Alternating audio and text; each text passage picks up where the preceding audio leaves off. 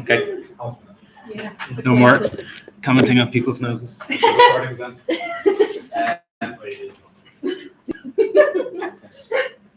Right. So, any questions? When are we on? Which story are we doing now? Well, we've yet to argue for the third one. So, Cauchy's theorem says prime divides the order of a group. A group has a subgroup of that prime order. Sylow's first theorem enlarged this to any power of a prime, dividing the order of the group. That was proved using the class equation. So any power of a p that divides the size of G is a subgroup of that size, that power of p. Then we introduced the definition. It's, of all those kind of p subgroups, the kind of special ones are the biggest possible ones. So that's what a Sealife p subgroup is. It's a p subgroup of G, so it has order, some power of p, contains elements of orders, powers of p, but it's the biggest such one. And there was two different equivalent ways of presenting the definitions. We proved the equivalence of those. So now we typically say that the order we'll write, we'll focus in on one prime, we'll write the order of G as p to the Rm, where p and m are co-prime, so in other words, p does not divide m. And a Sealife p subgroup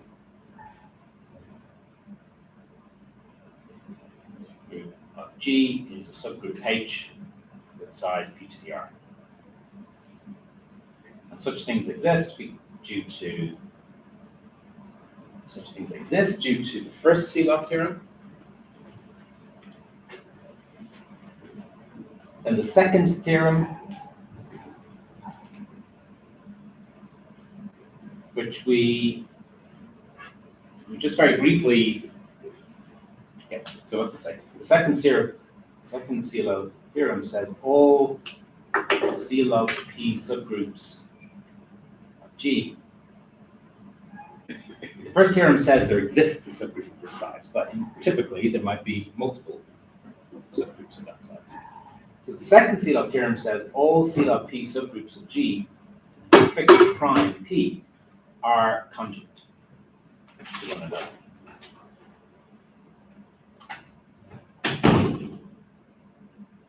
I.e., given P1, let's call it P2, where the order of P1 equals the order of P2 equals P to the R. So saying they're conjugate means there exists a G such that when some group element, such that when you conjugate P1, you get P2. Conjugation is a relation amongst subgroups the same size, and it is it's an equivalence relation. So given any two Sealife p subgroups of this maximal size, they'll be conjugate to one another. When you say subgroups of its maximal size, what do you mean maximal? So maximum, because remember Lagrange's theorem, the size of a subgroup has to divide the size of the group. Okay. So we're talking about it's a p, yes, maybe you could add in there, it's a p subgroup. Okay. It's a subgroup that contains elements whose orders are powers of p. Previous results we proved was such a subgroup itself has order power of p, and the biggest power of p you can find in the size of G is p to the R. But it could be more than biggest power, like. But then it wouldn't be a p subgroup. No, I mean power of p, but for example, we have 4p to the power of, for example, 4. Yeah, so suppose this is p to the 4 times something. We could have more than 1p to the 4. Oh, there could be more than one of these subgroups. Yeah. But the size of these has to be p to the 4. Yeah. That's Yeah. And typically you do have multiple ones. But they're all going to be conjugated by the second Sylow theorem. Now, we didn't step through the proof of it because the argument was already there in the work we did with proving the equivalence of the definitions. Okay, so we've already proved when looking at the equivalent Sylow subgroup definitions.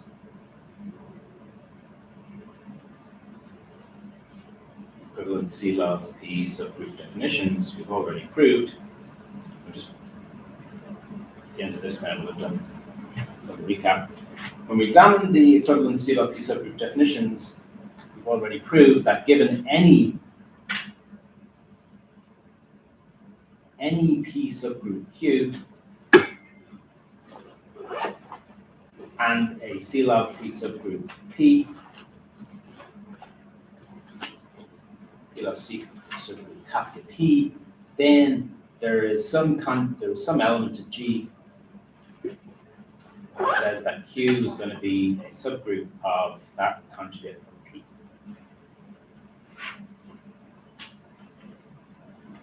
So this result, which we applied to say that the two definitions of Sylow P subgroup were equivalent, it also is the proof of the second theorem. Okay, because this Q, this P subgroup Q, could in fact be one of the other, could be the P2, could be the other Sylow P subgroup. And there exists an element G that will conjugate the first one to give you a subgroup containing the other one.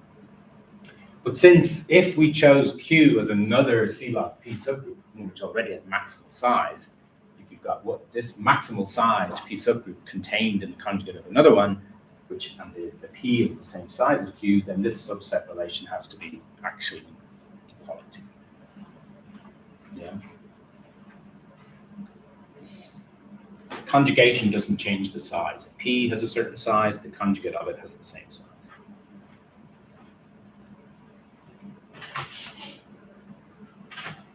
So just take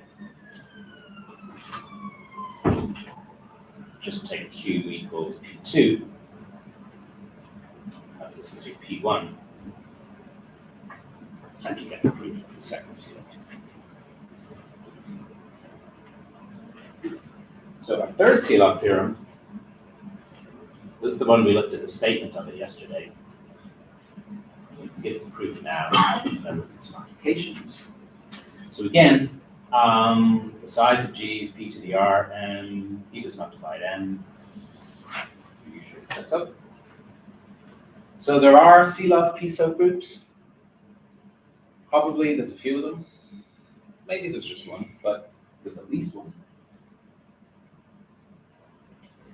So this theorem speaks about the number.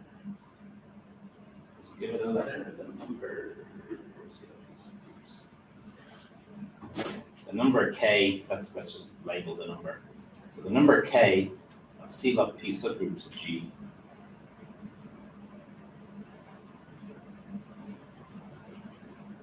satisfies, and we get two criteria about K. The first of one is that it's congruent to 1 modulo P.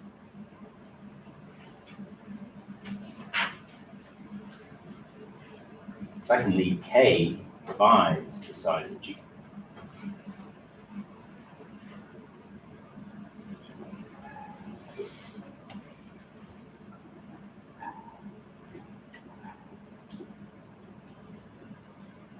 Which I think Ben tells you must actually divide the M part.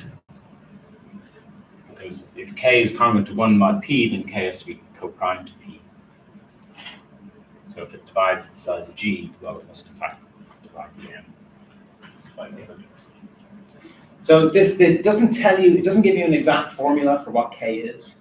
It doesn't pin it down exactly, but in many, as we'll see in the applications, in many situations, or there are plenty of situations where this knowledge can really pin down K. Sometimes tell you exactly what K is, based on what you know about the factorization of the size of G, and in examining this congruence relationship and this divisibility relationship. But it's certainly heavily restricting the value of K. Isn't it? It can only be divisor G, and it must be congruent to 1 mod P. So proof of this again makes full, it's more justification for this concept of group actions. And two slightly two slightly different group actions, only slightly. So we let S be the set of all. Yeah, but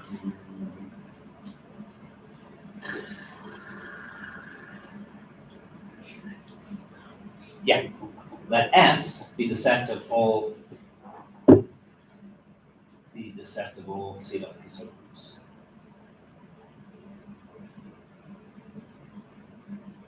And we've already declared that there's K of them.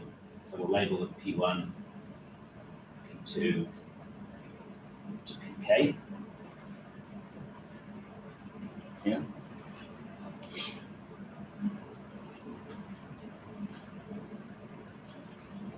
So it's, again, we're considering action by conjugation, but by two slightly different groups. So first consider the action of P1 on S.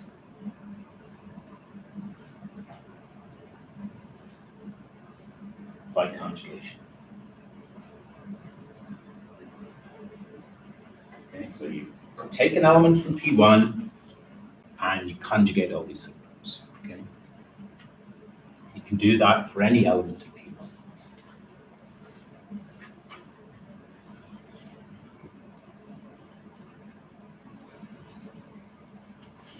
And consider the orbit. Consider the partition of S. As we normally do, consider a partition of S by the orbits.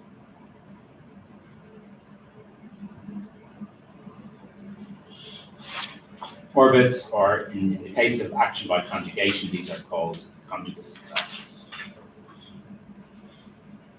Oh no, sorry. No. Conjugacy classes when we're acting on the elements. Sorry. Let's just call them the orbits. So each Sylow P subgroup here gets sent on an orbit under the action of conjugation by elements from P1. Yeah. And the set S is partitioned into the orbits. Now, first of all, we note that the orbit of capital P1 is trivial. It just consists of capital P1. Why is that true? Well, since if X is any element of capital P1,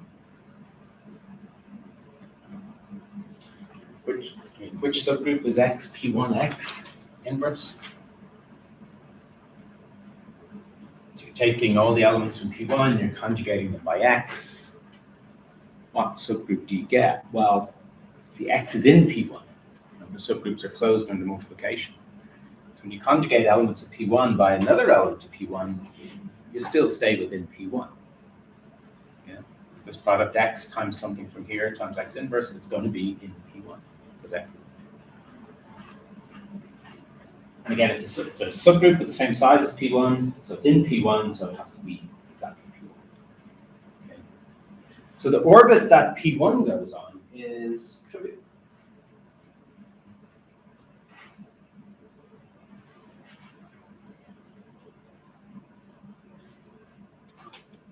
And the orbit of each pi, where I is not equal to 1, so if you look at one of the other ones, these are all non-trivial.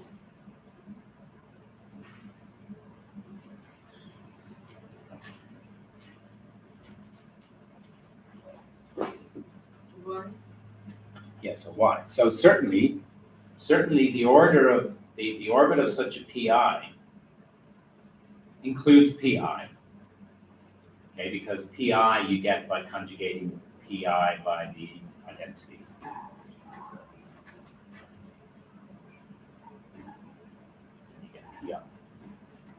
Remember, you're conjugating by picking elements from P1. P1 is the group doing the act. You pick an element from P1, which you could choose the identity. So certainly pi is conjugate to itself using the identity, and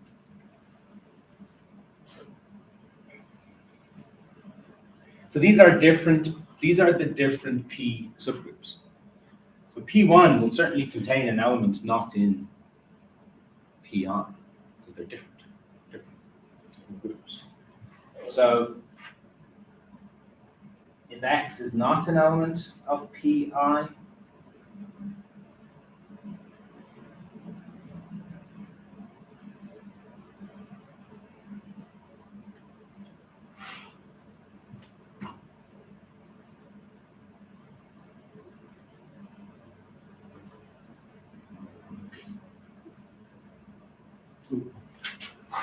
X is not an element pi, then by lemma, we actually have to make use of a slightly earlier result, but lemma 15.5, the conjugate will not be equal to pi.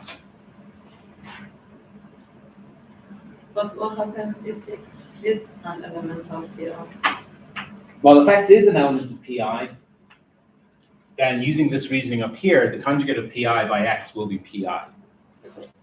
Right? But there's always something in P1 which is not in PI, because they're different subgroups. Different subgroups of the same size, so one can't be contained in the other. So there must be an element in PI that is an element in P1 so X is an element in P1 that is not in PI. And then the conjugate of PI by X will not be the same as PI. So this at least contains this X pi, so it's at least contains two elements. Maybe more. And so the order of this orbit is strictly greater than 1, and therefore the order of pi, well again, how do orbits get their size? We have the orbit stabilizer theorem. The orbit stabilizer theorem says the size of any particular orbit is gotten as a quotient. It's the size of the group doing the acting divided by the size of its stabilizer, which is a subgroup of the group doing the acting. Okay. So which group is doing the acting here? It's P1, which is a Sylow P subgroup, which is order P to the R. So these non-trivial orbits, their orders must be some power of P. Probably a smaller power of P. P to the L for some L strictly greater than 1. Greater than or equal to 1. But we already know that, didn't we? No, it's the strictly bigger than 1. Yeah, we already knew that orbits, the size of an orbit is the index in the group doing the acting by some subgroup. Yeah. So the size of an orbit is a divisor of the order of the group doing the acting, which is some power of P. But what I've ruled out here is that they're all non-trivial. The orbits, so I'm ruling out the power 0, or the exponent of 0 here, for each of the other orbits. This one, the exponent is 0 because it only contains one element. So P to the power 0 is the size of that orbit. So for some L strictly bigger than 1, so P divides the size of this orbit. Sorry, so P divides the order of this orbit.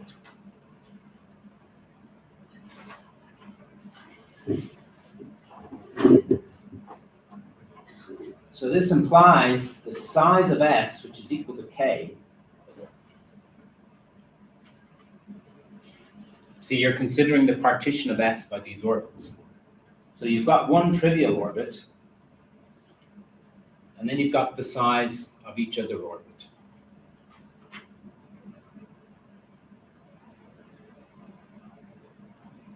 So you've got the sum over the orbits, curly O, the size of curly O. Some collection of orbits, disjoint orbits, and you're just adding up the size of each of those. But now we know that each of these, so these are the these are the non-trivial orbits. The non-trivial orbits. And we've just proved each of these is divisible by P. So therefore the sum of them is divisible by P. So we can say what the congruence class of K is. K is 1 plus some multiple of P. So K is congruent to 1, 1.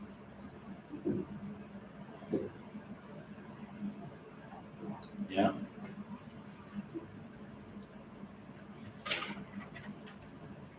So again, it's all about group actions and this very, when you think about it, quite a simple idea of counting the elements of the set according to a nice partition set. So the set in question here is a set of Sylow P subgroups. The action is conjugating not by the elements of G, not by all the elements of the group, but by a restricted set, a set of elements of P1.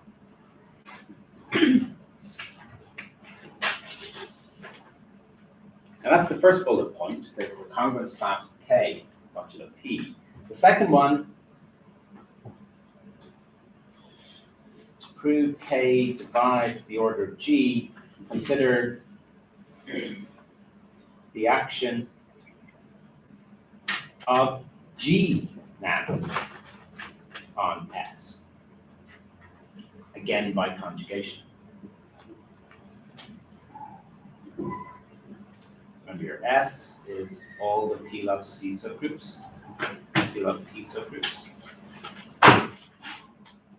Now G is doing the acting. So what's the partition? What does the partition look like?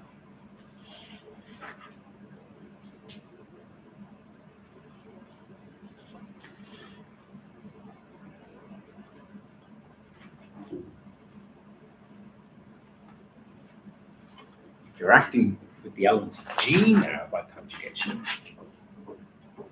how many orbits do you have? You're taking a Sylow P subgroup, you're allowed to conjugate it by any element from G. That will send it to another subgroup of the same size, maybe itself, maybe another one. And so you do that on each one fires around its orbit. But how many disjoint orbits do you have?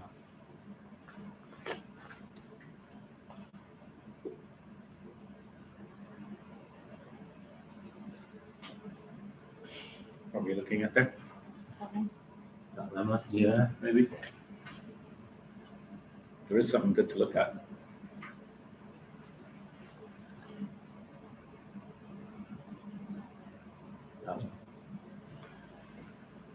What does the second Sylow theorem say?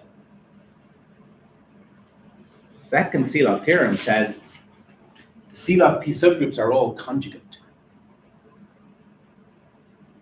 So we've already established that you take any two Sylow P subgroups, you can find an element from G that will conjugate one of them into the other one.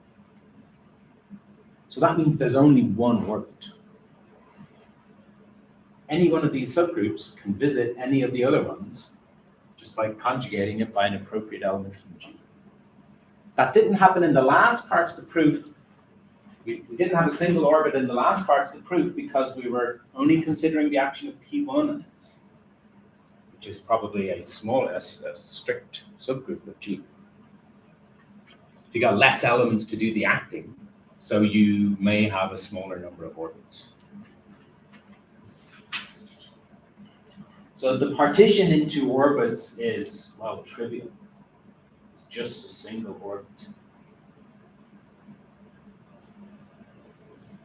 So S, you can regard S then, say, as the orbit of P1.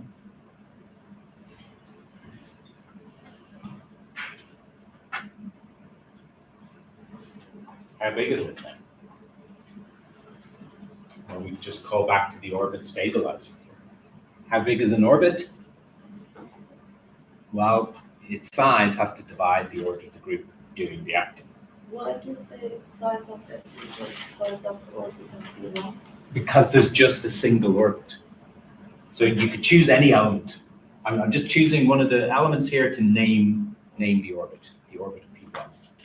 But equally, it's the orbit of P2, it's the orbit of P3, it's the orbit of PK, it's the orbit of all of those. It's just a way of naming it orbit P1. The orbit stabilizer theorem tells us that the product of the orbit times the stabilizer subgroup gives you the size of the group. So the size of the orbit is a divisor of the group. The foci is a divisor of the Yeah. K. Indeed. Yeah. So Size of the orbit is a divisor of the this is a divisor of the size of G. So that implies K divides the size of G. But why size of the orbit is a divisor of the group? Is that what you said, yeah? Yeah, because the orbit stabilizer theorem says that the size of this group is the index in G of the stabilizer stab P1. Stab P1, stabilizer P1 is a subgroup. So you're dividing the size of G by the size of the subgroup, you get a factor of the size of G.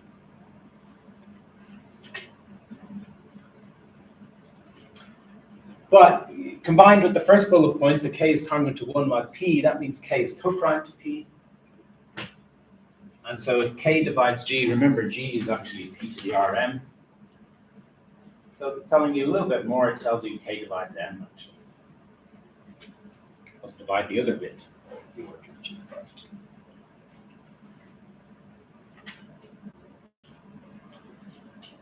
But for some reason they don't. Arguably, you should slightly strengthen up the statement of the theorem to declare that. Obviously, it follows immediately from using the fact that this means K is co-prime to P. So is that okay? Any?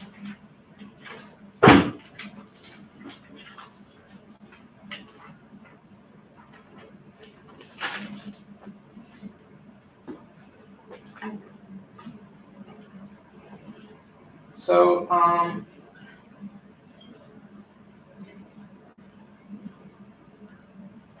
this can give you there are lots of deductions you can draw from this, potentially, when you look at certain subgroups, when you look at certain groups. So we can look at this first example, 15.9. Basically, just look at these two conditions on K and squeeze it, see what you can get out of it.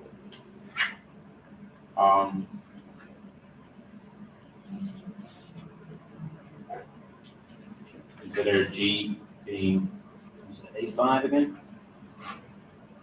G is A5, so the alternating group A5. So this is the one, isn't it, which fails to have a subgroup of a certain size. What's that? Size 6. Size 6, yeah. So let's say So the size of G is what here? It's 5 factorial over 2. So it's size 60.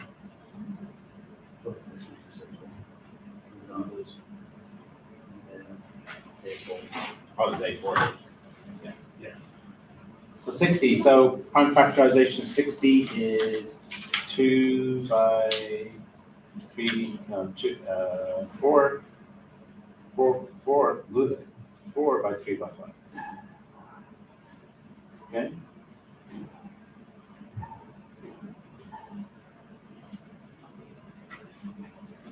So the Sylow P subgroups, if you look at them over all possible primes, have orders 4, 3, and 5. Okay?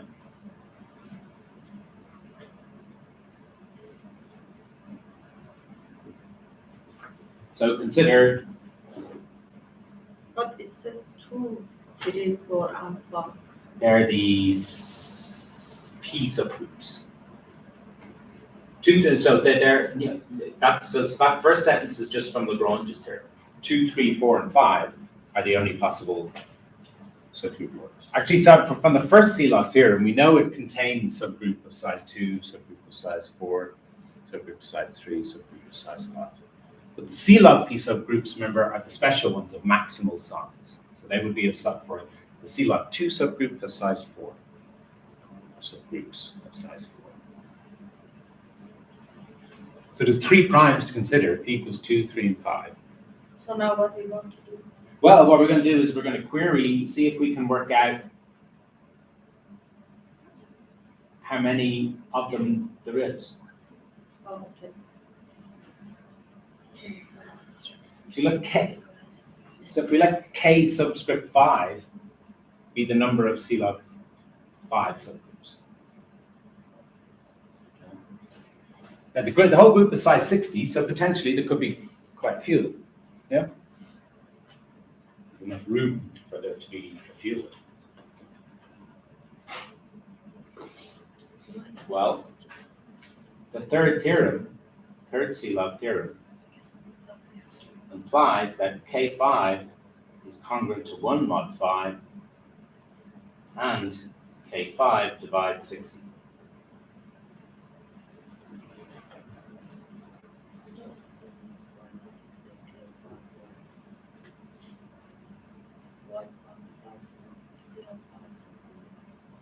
Well, I'm just choosing to start looking at the 5 subgroups. There's no why, it's just I've chosen to consider the prime 5 first. Oh, okay, from Okay. them, you chose Yeah, number just from the 5. collection 2, 3, or 5. Okay, let's look at the 5 subgroups first. Yeah. So can we determine what K5 is from that?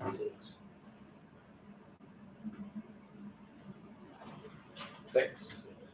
So it has to be congruent to 1 mod 5 and it has to be a factor of 60. So you can just look at all the factors of 60. It can't involve 5, so it has to be congruent to 1 mod 5. So it has to be dividing this other one.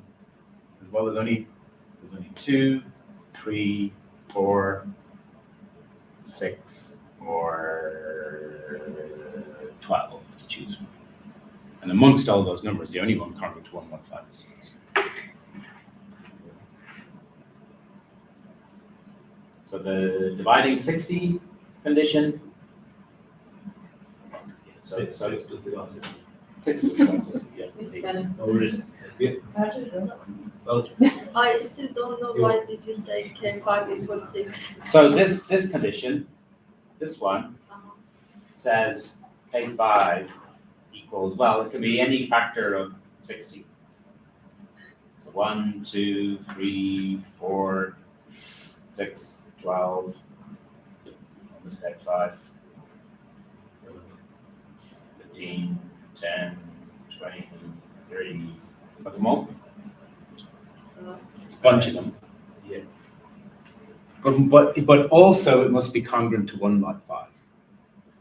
So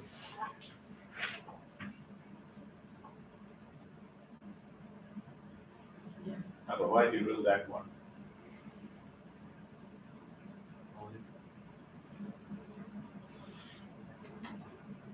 So none of those can happen.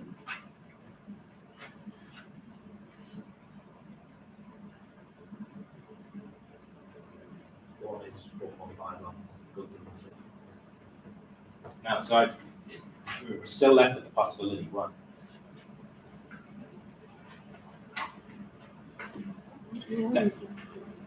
Sorry? Oh yeah. You can never rule out 1 just from these 2 conditions. But what we do know is, so A5 was our previous example of the, well, at least that's what he's alluding to here. I know earlier in the book we used A4 though, and when we talk about the Lagrange, because it could have had 6, but then it didn't. But he uses the fact that A5 is simple here. I think that maybe it was proved in a later one. So suppose K5 equals 1. But then for all G in A5, when you conjugate the subgroup H by G inverse, it would have to be equal to H again. So let H be the Sylow P5 Sylow 5 subgroup. So if there's only one such thing, let H be it. Second theorem says all Sylow subgroups are conjugate. So if you conjugate it, you're going to get another Sylow 5 subgroup. But if there is only one to be, it has to be equal to H. So H is normal. But we know A5 has no normal subgroups.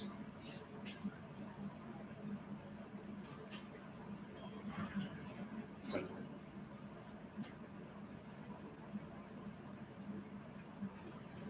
Why H is one? This is one of the equivalent definitions of normality. Remember well, can you remember the definition of normality? Yeah, that's it. Yeah, well, that's it. Yeah, but in the first place, we said K5 equal 1, but then let H be the Sylow 5 subgroup. Yes, so K5 is the count of the number of Sylow 5 subgroups. Okay. So I'm just supposing, I'm ruling out the possibility here that it's 1, so it's a little proof by contradiction. Suppose K5 is equal to 1. Let H be the subgroup.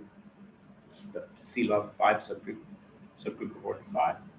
When you conjugate it by anything, you get another subgroup of size 5 of the same size. That's just true, okay? But if there's only one such subgroup, this has to be H again. So the equals H comes from the supposition that K5 is 1. Yeah? There isn't any other subgroup of size 5 that this could be. So it has to be H. But then this will hold true for any choice of little g from the group. So that's the same, saying every left coset is the same right coset. Or this, but H conjugates to itself. So H is normal. Well, we already know A5 is normal. So that implies that in fact K5 equals 6.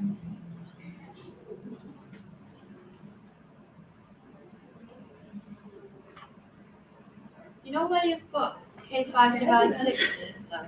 Yeah. Wouldn't it just be easier to think of it as like K5 would have to divide 12? Indeed.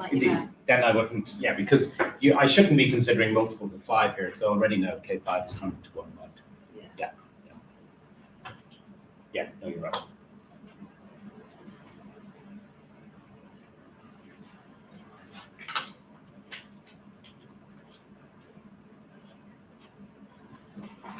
And that's looking at a specific group. Theorem 15.10 proves a result about a certain class of groups. And you start to see progress towards, from the grand enterprise of group theory, finite group theory at least, will be to classify all groups. Now, from our work with factor groups, we understand how big, complicated groups can be constructed through this kind of factoring process from simpler groups. So simple groups, in a sense, simple groups, the ones with no normal subgroups, these are kind of the atoms of they're like the prime numbers and classifying the integers. So the simple subgroups are like the basic building blocks of classifying groups. So the grand enterprise in group theory has been to try and classify, to determine what simple finite groups there are. That's been this big project in the 20th century mathematics, which has been finished, but it's one of these giant proofs. Lots of different parts of the proof achieved by different people. And so on. But here's an inkling of, here's a fairly large family of groups that we deal with. So suppose G is a group of order PQ, or P and Q are distinct primes. Okay, so two different primes. This theorem immediately classifies them. So the only group of such a size is the cyclic of that size. So ZPQ.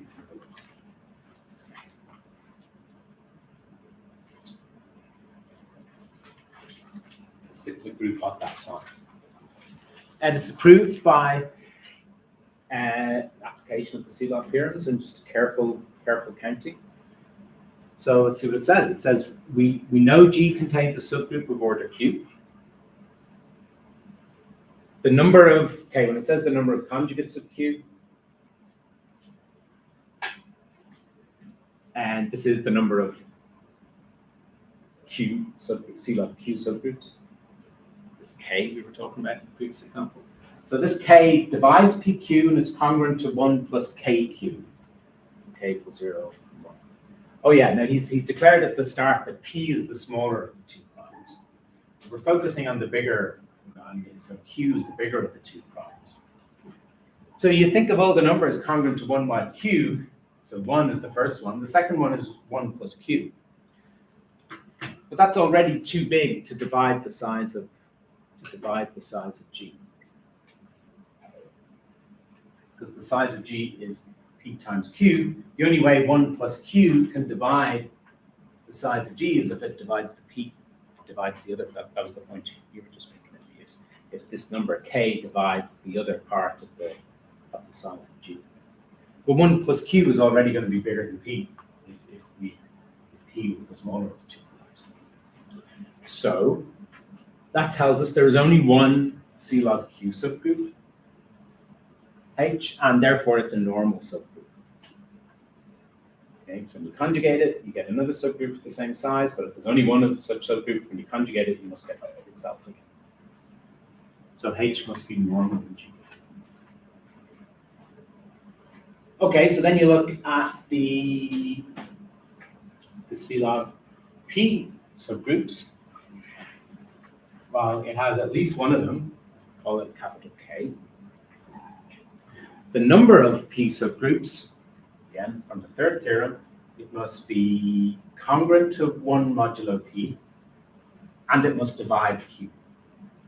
So Q is the other part of the size of G. So since Q is a prime number, what's it saying here?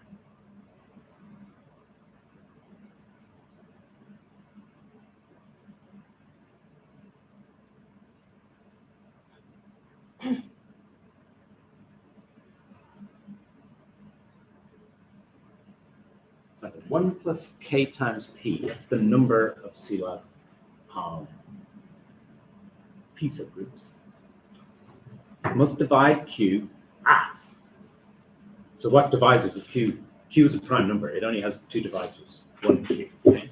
So this number 1 plus kp must either be Q or 1, because it must be a divisor. If it were the case that the number was 1, then, like before, we would know that k is normal in G. There's only one Sylow P subgroup. Every conjugate of it is going to be another Sylow P subgroup, but if there's only one, it means it has to be k again. So every conjugate of k is k. So k is normal. But now in this case, where you have two normal subgroups like this, whose product, when you multiply together the orders of them, you get the order of G. This brings us back to this is going to satisfy the criteria for an internal direct product of H and K. Okay, so G is going to be isomorphic. G is going to be isomorphic to H times K, the direct product of H times K. It's going to be an internal direct product. But you see the H is size Q. H is size Q. So that means the H must be isomorphic to ZQ. Similarly, the K, this K has size P, so it's the Sylow P subgroup. So the K is isomorphic to ZP. So G is going to be the internal direct product of ZP plus ZQ.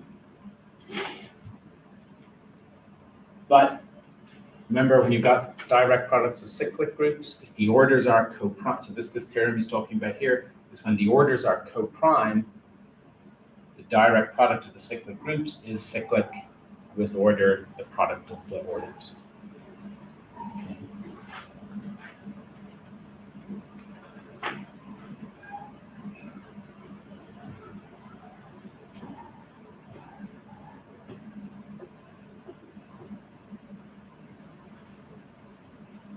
This is only true. Sorry, yeah, because I was wondering what's happened to this case Q.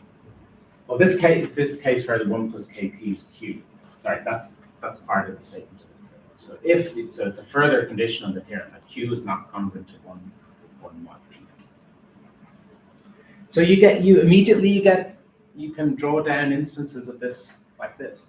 So think of a cyclic subgroup, or think of a subgroup whose order is the power of 2 primes, where the bigger one is not congruent to 1 modulo the smaller one. And that rules out this case here. The bigger one is not congruent to 1 modulo the smaller one. This case here, when you think about it, that's saying Q is congruent to 1 mod P. Okay. So here's an example, subgroups of size 15. It's 5 times 3, it's 2 primes. The bigger one is not congruent to 1 modulo the smaller one. So this theorem is saying, well, there's only one possible group structure, a cyclic group. Conclusion is G is isomorphic to Z15. So there isn't a whole menagerie of groups of size 15. You might find different instances and different objects, complex numbers, matrices, integers, mod 15 or whatever. But they're all going to share the same group structure. They're all going to be isomorphic to Z15. And you can immediately start wheeling off loads of groups of order 35, 7 times 5. There's only one group of order 35, cyclic group of order. You see how far we've come, because if you think right back to the first lecture in group theory where he said a group is a set with an operation that satisfies these conditions: closure, existence of inverses, identity elements, and so on. And then you view the group through its Cayley table. You can draw a Cayley table for the group, multiplication table. So think of how many different tables there are, how many different matrices there are of size 35 by 35. How many ginormous number, right? Huge one. 35 by 35. No, far more. Potential multiplication tables of order 35 by 35. But it turns out that only one of them works. Only one of them is indeed a multiplication table. So it's quite powerful. The potential remains that it isn't true when the larger prime is congruent to 1 modulo the smaller one. And it's not covered by this theorem, but in other cases. So we couldn't apply this to groups of order 55. That's 11 by 5. But 11 is congruent to 1. But it would apply to groups of size, say, 5 by 13. Groups of size 60. So this, in one fell swoop, we've kind of classified a huge, infinite family of groups whose order P times Q, Q not being congruent to 1. Okay, we're finished there. It's good that we got to that in the first of those examples, because that should set us up for all the end of chapter exercises, I believe. So I encourage you to read through the rest of that section. I can set that as homework before the tutorial. Read through the rest of section 5.2. Please familiarize yourself with the results and the results from each of the applications. Okay. And we can discuss it on Thursday. Did you scan everything now? Yeah, it's all up there. I did that yesterday. How many lectures so far from 3 or? Hang on, let me just knock this off. Sorry, what's